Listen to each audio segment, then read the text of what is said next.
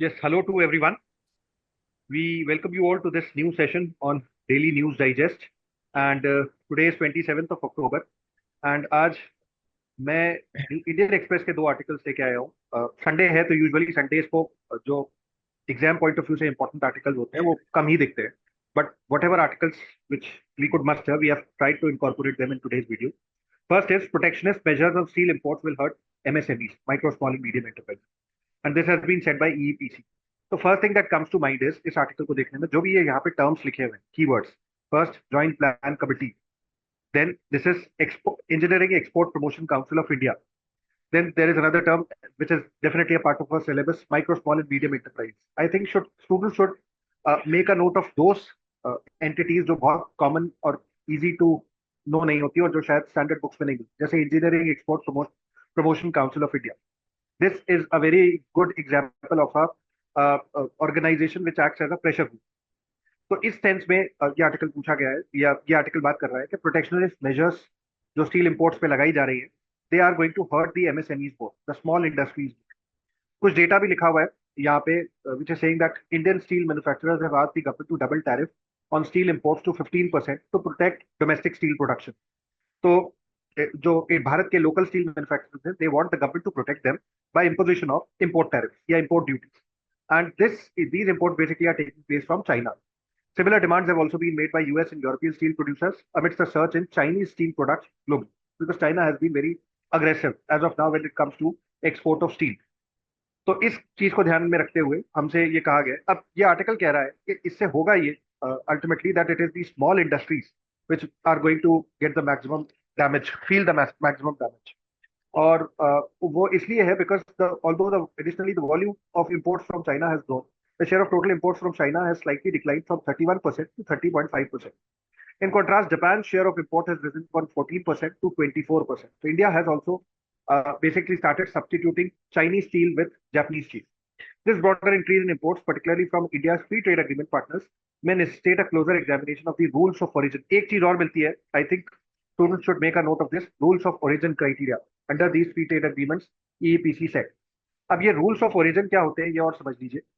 Many times what happens is, for example, ASEAN countries, India has a free trade agreement with ASEAN, but sometimes what happens is Chinese goods enter India via the ASEAN route.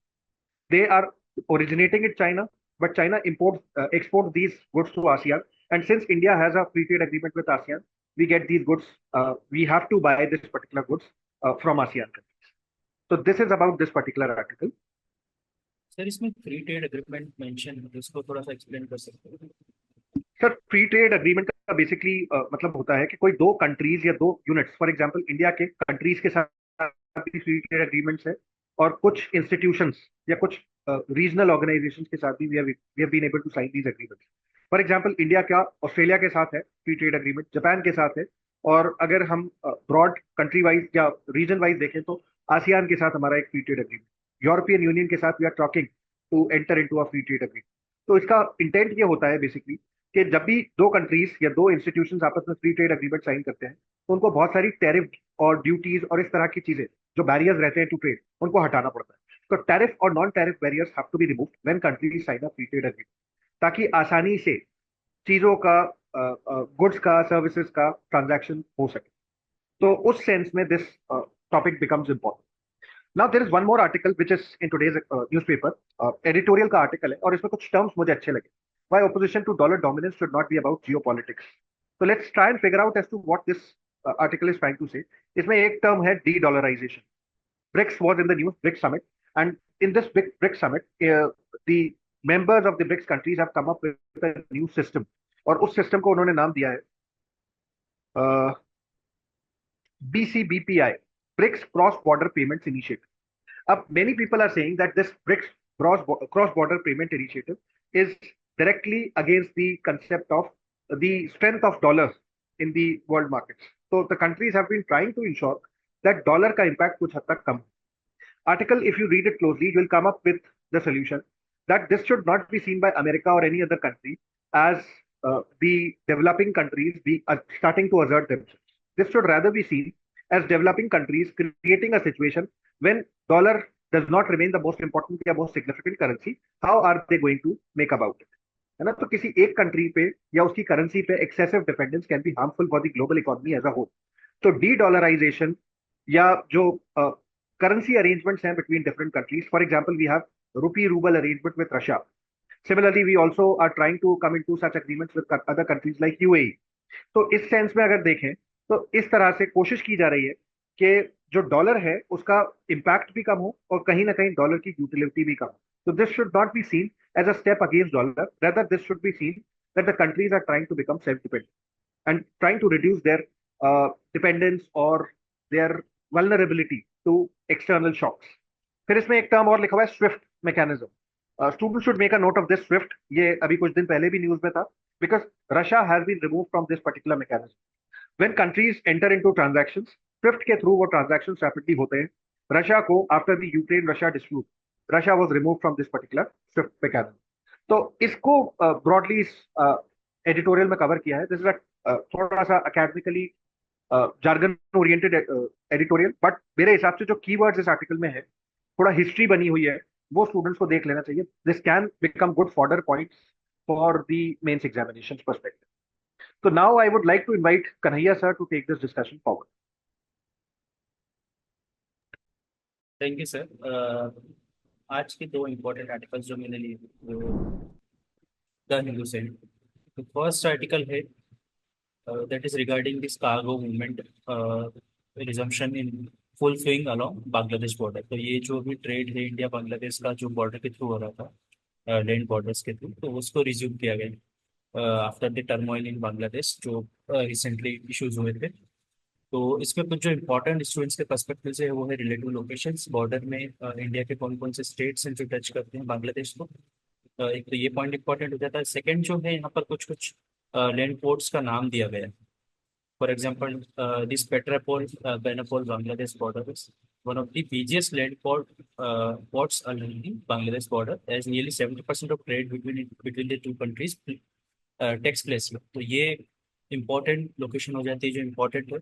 At the same time कुछ अलग 7 land ports का यहाँ पर नाम mention है। तो इन सारों की लोकेशन जो है वो इम्पोर्टेंट हो जाती है। इससे ज़्यादा इसमें ये जो डाटा एक्स्ट्रा दिया हुआ है ये काम का नहीं है। ये नंबर ऑफ ट्रक्स कितने पास होते हैं तो ये जनरली यूज नहीं होता है ना पूछा जाता है। तो ये तो फर्स्ट आर्टिकल। सेकंड आर्टिकल जो आज का है, this article is talking about one important initiative जो भी सेंटर ने स्टार्ट किया है, pandemic fund for this animal health. तो ये दिस एम टू रिड्यूस और टू कर्ब दिस जेनोटिक डिजीजेस। तो ये क्या प्रोग्राम है, ये इंपॉर्टेंट पॉइंट हो जाता है।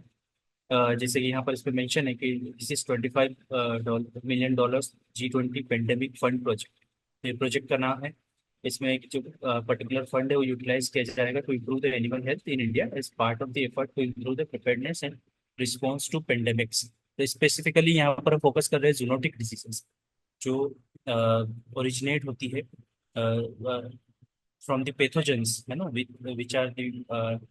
विच are animal origin. So animal origin तो हम देख सकते हैं यहाँ पर कि जो डोमेस्टिकेटेड एनिमल हो या फिर वाइल्ड लाइफ हो, उसमें कहीं से भी पैथोजेंस जो आ रहे हैं that is becoming the cause of zoonotic diseases. तो उसके कारण पेंडेमिक के chances, for example COVID pandemic, वो बढ़ जाता है। तो ultimately we are targeting human pandemic health और preparedness by indirectly working on this animal health. तो ये प्रोजेक्ट उसी के बारे में यहाँ पर इम्पोर्टेंट हो जाता है। तो डाटा है और एक ये देखना पड़ेगा कि यहाँ पार्टनरशिप किस किस की है, किस ऑर्गेनाइजेशन के साथ पार्टनरशिप कर रहा है India to implement this project. The first is Asian Development Bank, second is the support of World Bank and third is Food and Agriculture Organisation. ये तीनों का नाम पता होना चाहिए, तीनों ऑर्गेनाइजेशन का हेडक्वार्टर कहाँ पर है, किस टाइप के क्वेश्चन इससे पूछे जा सकते हैं। तो ये इम्पोर्टेंट है। एनिमल हेल्थ की यहाँ जूनोटिक डिजीज की बात की गई है तो कुछ कुछ यहाँ पर वे फॉरवर्ड भी बताया गया है कि क्या इंपॉर्टेंट हो जाता है। सर्विलेंस इंपॉर्टेंट हो जाता है for early warning and laboratory infrastructure development important हो जाता है। क्रॉस बॉर्डर कोलैबोरेशन इंपॉर्टेंट हो जाता है, जो इस प्रोजेक्ट में इन सारी चीज़ों का इन प्रोजेक्ट में ध्यान दिया गया है। नेक्स्ट एक इंडेक्स यहाँ पर मेंशन, ये डाटा स्टूडेंट्स को नोट डाउन करना चाहिए, जिसमें दिया गया है इंडिया का score global health security index. Index पे पहले भी क्वेश्चन मैंने दिखाए भी है इसमें डिस्कशन में, जो इंडेक्स पे क्वेश्चन पूछे जाते हैं इससे। तो इस पर क्वेश्चन आ सकता है, इसको मेंस में भी हम मेंशन कर सकते हैं आर्ग्यूमेंट्स के साथ, या फिर इंट्रोडक्शन है कंक्लूजन में मेंशन कर सकते हैं। तो global health health security index जो है उसका डाटा दे रखा है। एट द सेम टाइम जो पैथोजेंस हैं जो ह्यूमन डिजीज का कॉज बनते हैं उसका परसेंटेज दे रखा है कि 60% of the pathogens that causes human disease come from the domestic animals or wildlife, and 75% of the emerging human pathogens are of the animal origin। तो ये एक important data हो जाता है which justifies this project or the need of this project।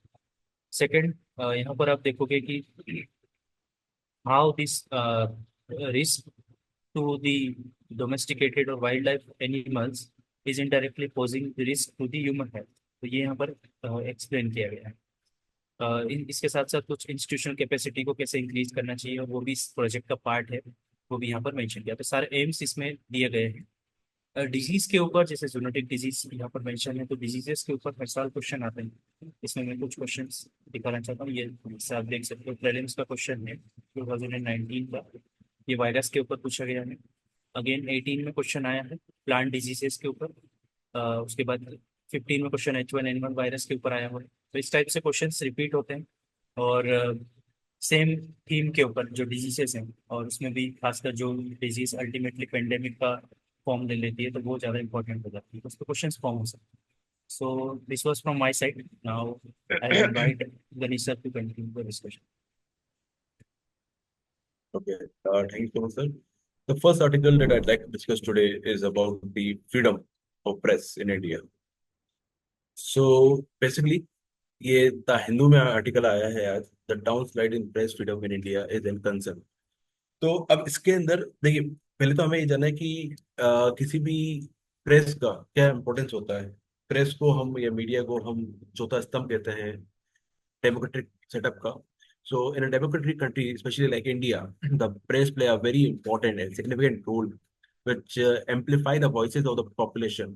And सबसे important role जो media houses का या प्रेस का रहता है, that it help to basically scrutinize the working of the government। ये एक वॉच डॉग की तरह काम करता है।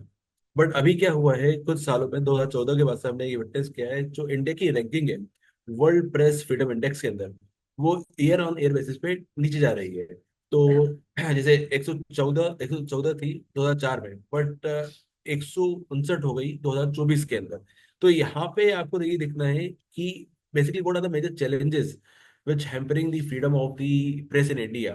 देखिए, बहुत सारे चैलेंजेस हैं, उनमें से एक इम्पॉर्टेंट चैलेंज जो मुझे लगता है आजकल जो है, that that is the the media or the concentration of media is in the hand of few individuals or entities or some corporate। तो क्या क्या है, कुछ कॉर्पोरेट से कुछ पॉलिटिकल बैकिंग के थ्रू मीडिया हाउसेस को हाईजेक कर लिया। And because of this it led to the lack of diversity in the view points.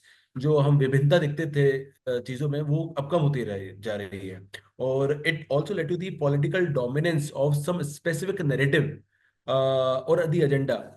Again हमने कई बार देखा है कि जितने भी मीडिया हाउसेज हैं वो अक्सर एक ही न्यूज पे ही न्यूज दे रहे हैं। मान लीजिए कई न्यूज चैनल से, बट आप देखेंगे कि एक ही तरह की न्यूज दे रहे हैं। तो वो क्यों दे रहे हैं? कि because all the news channel is been under the control of some corporate world. ठीक है, तो एक ये मेजर इशू है यहाँ पे। In this article try to know more about the World Press Freedom Index. ये इंडेक्स कौन सा है, ये कौन पब्लिश करता है? यहाँ पे ऑलरेडी मेंशन है that this index is annually published by the reporters without border. Okay, अब इस इंडेक्स में ऑब्जेक्टिव देख लीजिएगा कि ऑब्जेक्टिव क्या है, इसकी मेथोडोलॉजी क्या है, एंड की इंडिकेटर्स क्या है। Basically this index access the press freedom by utilising the 5 indicators. Political context है, एक लीगल फ्रेमवर्क है, इकोनॉमिक कॉन्टेक्स्ट है, सोशो कल्चरल एनवायरनमेंट है और सेफ्टी है। Okay, here you can know more about what are the key highlights of the World Press Freedom Index of 2024, जो इस साल जो रिलीज हुई है रिपोर्ट, उसकी हाइलाइट्स क्या है। Okay, next. अच्छा, इसमें एक चीज नोट करिए कि ये जो रिपोर्ट है, ये जो रैंकिंग है इंडिया की 159, ये इंडिया ने रिजेक्ट कर दिया है। इंडिया ने इस रैंकिंग को माना ही नहीं है। इंडिया ने कहा कि ये जो रैंकिंग है ना, ये ड्यूबियस मेथोडोलॉजी के थ्रू उन्होंने रैंकिंग दी है, और जो सैंपल साइज लिया है वो काफी छोटा सैंपल साइज लिया है। तो इंडिया इस प्रेस फ्रीडम इंडेक्स को एग्री नहीं कर रहा है। अच्छा, यहाँ पे स्लाइटली जो रैंक है वो इम्प्रूव हुई है लास्ट 1-2 साल से। वो इसलिए इम्प्रूव नहीं हुई क्योंकि इंडिया ने ज्यादा फ्रीडम दे दिया हमारे जर्नलिस्ट को, बल्कि जो दूसरी कंट्रीज थी वो और पोorly परफॉर्म करने लगी। इसकी वजह से इंडिया की जो रैंकिंग है उसको स्लाइटली इंक्रीज हुई है। Okay, so here you can know more about the significance of free and unrestricted media in the democracy. As I have already mentioned that the free press is essential for any democratic setup. It also enhances the national resilience. It acts as a safeguard against the governmental overreach. It also advocate the social injustice in the society. काफी इसके importance है। Okay, now here you can know more about the obstacles, क्या obstacles है India के अंदर इससे press freedom से related, and what strategies can be adopted to revamp the press freedom in India. इसमें कई सजेशन है। पहला सजेशन, एक जस्टिस JS वर्मा कमेटी बनी थी 2012 में। इस कमेटी ने काफी सजेशंस दिए थे। Just try to know more about this committee, JS Verma committee. Other than that, we can also come up with strong legal framework, which could also provide more freedom to the Indian journalist. Then there could be an independent media regulatory body which can ensure the freedom of the journalist। ठीक है, एक protection देनी चाहिए इन लोगों को जितने journalist हैं हमारे। ओके, यहाँ पे एक डेटा भी देके रखा हुआ है जो सिर्फ ये सिग्निफाइज कर रहा है कि कितना हमारे जो जर्नलिस्ट है उनके अगेंस्ट थ्रेट या उनके मर्डर्स हो रहे हैं लास्ट 10-20 ईयर्स में, हमने देखे हैं, खास specifically in last 10 years. Okay, so that's it in this topic. अच्छा, इसमें कुछ क्वेश्चंस भी आए हुए हैं। पहले 2014 में डायरेक्टली क्वेश्चन आया था फ्रीडम ऑफ स्पीच से रिलेटेड। फिर 2018 में भी एक PYQ आ चुका है एग्जाम में। तो this topic is important from the exam point of view. So that's it from in this topic. Now I like to invite Gaurav sir to take the discussion forward. Thank you. Thank you sir. तो आज मेरे तरफ से भी एक article है from today's edition of the Hindu, and this is related to stem cell. तो it is like a new study. It was conducted to find out what's the fate of the stem cell when it is like एक recipient के cell body में डाला जाता है stem cell. तो what is like chances of like mutations in that recipient cells में mutations वगैरह के chances क्या है। तो काफ़ी interesting findings आए हैं इसके। So from this article student can know that first of all like what is stem cell। stem cell होता क्या है। तो stem cell is a cell that has a potential to regrow in any type of cell। तो ये एक तरह से आप क्या कहें कि एक सिंपल सा सेल होता है, उसको आप किसी भी सेल टाइप में आप उसको बना सकते हैं given a right micro environment and right side of chemical environment. तो वो फिर किसी भी तरह का सेल में ग्रो कर सकता है। तो stem cell has this potential. There are few types of stem cell like a totipotent, pluripotent. तो इस तरह के टर्म्स होते हैं, वो आप देखिए कि क्या क्या होते हैं, उनके मीनिंग्स क्या होते हैं। Totipotent cell is like it can grow in any sort of cells, whereas a pluripotent cell can grow in any type of particular cell। like pluripotent cell अगर ब्लड लाइन में हम लेते हैं तो it can grow in blood types, कि अगर उस blood types में या तो वो रेड ब्लड सेल बनेगा या तो लिम्फोइड सेल्स बनेगा। तो उस तरह का ये उसका एक एक चैनल जो है वो डिमार्केटेड है पहले से, तो वो प्लूरीपोटेंट होता है। So this is it. So one has to know that where it is found, where we can extract the stem cells। The stem cell we can extract from the bone marrow, from the placenta। So these are the sites from where we can extract the stem cell। Then there is a term mentioned like the hematopoietic। what is like hematopoiesis? Hematopoiesis क्या होता है? The hematopoiesis is a formation of the blood cells। it's a process of formation of the blood cells। this is called hematopoiesis। and then there is a mentioning of like a myeloid cell। so what is like myeloid cell and what is like a lymphoid cell? so they are the two fates। blood line में दो तरह के cells होते हैं। these are like myeloid progenitor जिससे red blood cells वगैरह बनते हैं, and there is a lymphoid progenitor from where we can have like a T cell, B cells which are like involved in a sort of your immune system which is involved in your immune system regulation। तो वो lymphoid progenitor से बनता है। then there is a like a, it was found that when recipient cell receives the stem cell, the rate of mutation was comparable to those the donor cell। तो इसमें कोई it was earlier thought that when stem cell is given to the recipient, there are chances of high mutation which can lead to several sort of blood cancer also, which was refuted in this sort of article। so this is like basic takeaway of this article। and there is a like rate of mutations के exactly causes क्या होते हैं, what are like what sort of factors create mutations, वो उसको advance कौन करते हैं mutations को। these are things that student can note down So this article is altogether important for your prelims paper, science and tech के paper से ये important है, and these 3-4 points is important in that regard. So this is all from my side. Now I'll invite Manish sir to carry this discussion forward.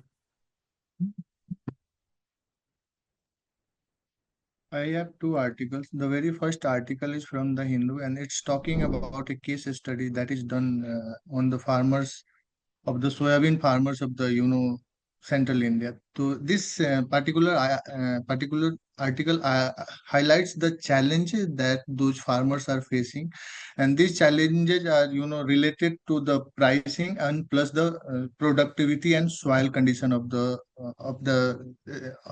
field. So the very first challenge is that कि जो MSP government दे रही है, they are that is not even covering their cost, input cost जो farmers डाल रहे हैं उनका वो कवर नहीं कर पा रहा है, टोटल जो एमएसपी उन लोगों को मिल रहा है। Along with that the weather condition and weather condition और एमएसपी का कारण जो इनपुट कॉस्ट जो हाई हो रहा है, it is making the cultivation of soybean in unfavourable to this farmers. तो दो पॉइंट्स ये है। और तीसरा इसमें ये है कि जो हार्वेस्टिंग करने के लिए ये लोग मशीन लाते हैं, that is source that is coming from the Punjab and Haryana region. तो because of that middle man in pay charges करते हैं, और बिकॉज ऑफ दैट उनकी जो इनपुट कॉस्ट है वो हाई हो जा रही है, तो इनका प्रॉफिट मार्जिन कम हो रहा है। तो ये तीन बेसिक पॉइंट्स है। Along with that this article highlights की जो प्रोडक्टिविटी है इंडिया में, that is really very high in comparison to other country. For example sowing area की बात करें तो वर्ल्ड में इंडिया का पोजीशन 4th है, बट जब प्रोडक्टिविटी की बात करते हैं, ओवरऑल प्रोडक्शन की बात करते हैं, तो हमारी रैंकिंग 5th हो जाती है। ये पॉइंट एक यहाँ से मिलता है। अलोंग विद दैट द जो सॉइल की फर्टिलिटी है इसकी बात करता है आर्टिकल, जो कहता है कि the because farmers are regularly sowing the same crop on the field, और वो लास्ट पिछले 8-10 साल से करते आ रहे हैं, because of that the productivity जो सॉइल की फर्टिलिटी है वो कम हो रही है। अलोंग विद दैट बाकी कंट्रीज में क्या हो रहा है कि farmers are sowing the soybean for one crop of soybean in their field because of cold temperature।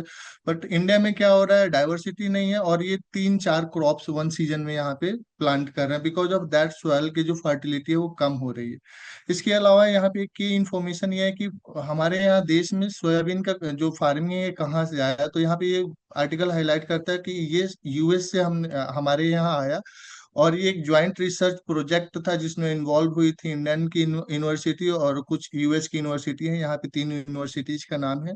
तो ये इंपॉर्टेंट है। एक्चुअली 2017 या 18 में ये क्वेश्चन आया था कि टोबैको इंडिया में कहाँ से सोर्स हुआ था। तो ये इंपॉर्टेंट है, ये prelims of point of view से, मेंस के पॉइंट ऑफ व्यू से कॉजेज और चैलेंजेस क्या है सोयाबीन फार्मिंग में, ये इंपॉर्टेंट है। दूसरा आर्टिकल है, इसमें सीजीआई ने जो ब्रॉडर एम्बिट ऑफ फेडरलिज्म की बात की है कल एक उन्होंने, तो इसमें इन्होंने हाईलाइट किया कि पहले जो हम फेडरलिज्म का डिफिनीशन और उनका उसका जो होरिजन था, that was basically revolving around the adjusting political reality. But what we need to do, we also need to incorporate its ability to foster democracy and constitutional idea of equality, liberty, dignity and fraternity, जो हमारी constitution बात करता है। Along with that उन्होंने ये भी highlight किया कि जो न्यू चैलेंजेस आ रहे हैं अपने देश में, for example because of AI, cyber crimes और जैसे इन क्लाइमेट चेंज, तो ये जो चैलेंजेस है दे ट्रांसेंड्स टेरिटोरियल बाउंड्री, ये लिमिटेड जगह के लिए नहीं है, ये अक्रॉस इंडिया, पैन इंडिया है। तो because to in order to tackle this challenges there is need of synergy and cooperation in finding meaningful solution to modern day problems. यहाँ पे सेंट्रल और स्टेट को कोऑपरेट करके काम करने की बहुत जरूरत है, इन्होंने हाईलाइट किया। अलॉन्ग विद दैट यहाँ पे ये भी आया कि कैसे जो वेस्टर्न कॉन्सेप्ट ऑफ फेडरलिज्म है और इंडिया का कॉन्सेप्ट ऑफ फेडरलिज्म कैसे अलग है, बिकॉज वेस्टर्न कंट्रीज में ये डिस्क्रिमिनेटरी प्रैक्टिस के तौर पे देखा जाता है। हाउएवर इन इंडिया हम इसको as a good desirable value of our political system मानते हैं, बिकॉज रीजन यह है कि very strong social concepts of equality and liberty जो हमारी कॉन्स्टिट्यूशन बात करता है। इसके साथ साथ इसमें इन्होंने हाईलाइट किया कि how judiciary is playing its role in bolstering the concept of cooperative federalism. इसमें इन्होंने हाईलाइट किया कि